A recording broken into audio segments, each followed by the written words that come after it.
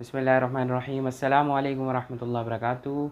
आप देख रहे हैं मेरा चैनल और मैं हूं आपका मेज़बान मोहम्मद तलहा। और आज की वीडियो में हम सीखेंगे एक और नया सबक।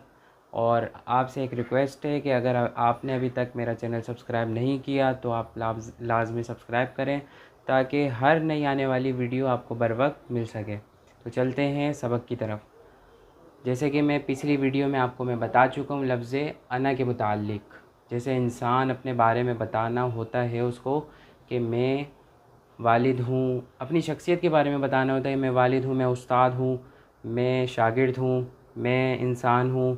मतलब मेल मतलब मुज़क्कर के बारे में बताना होता है कि मैं मुज़क्कर हूँ। मतलब जितने भी अल्फाज हों वो मेल हों, फ़ीमेल नहीं हो। जैसे ये ना कहना हो कि मैं वालदा हूँ, मैं क्या हूँ, मैं फ़ातिमा हूँ, मैं जो है वो फुप्पी हूँ, मैं खाला हूँ। इस तरीके की जो शख्सियात होती हैं फ़ीमेल, वो नहीं बताना हो। वो वीडियो गुज़र चुकी है मेल वाली। आज की वीडियो में हम फ़ीमेल के मुताल्लिक़ पढ़ेंगे कि अगर जैसे अपने मुताल्लिक़ बताना हो और मैं हूँ फ़ीमेल तो हम उसको किस तरीके से वो है पढ़ेंगे, कन्वर्ट करेंगे अरबी में। तो चलते हैं सबक की तरफ। तो लफ्ज़ अना आ गया। अना मुअन्नस के लिए इस्तेमाल भी होता है, मैं एक औरत। ठीक है, इसका तर्जुमा क्या होगा, मैं एक औरत और मैं एक मर्द। मर्द की वीडियो गुज़र चुकी है, ये औरत वाली है। तो मैं एक औरत हूँ, मैं के लिए इस्तेमाल होगा लफ्ज़ अना। और औरत को अरबी में क्या बोलते हैं, इम्राअतुन। ठीक है, तो मैं एक औरत हूँ, मैं एक औरत हूँ। इसी तरह दूसरी मिसाल है, मैं फ़ातिमा हूँ। तो मैं के लिए अरबी में आ जाएगा अना। फ़ातिमा हूँ, फ़ातिमा को अरबी में बोलते हैं फ़ातिमा तू। तो मैं फ़ातिमा हूँ, अना फ़ातिमा तू। तीसरी मिसाल होगी, मैं फुप्पी हूँ।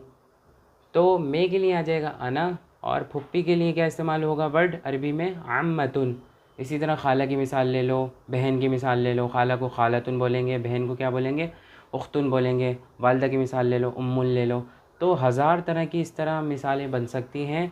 अभी सिर्फ़ आपके सामने ये स्ट्रक्चर्स समझाना मकसूद है ताकि जब भी इस तरह की आपको मिसाल बनानी हो आप आराम से बिल्कुल इस स्ट्रक्चर के मुताबिक क्या कर सकें, इसको बना सकें। ठीक है, मैं दादी हूँ।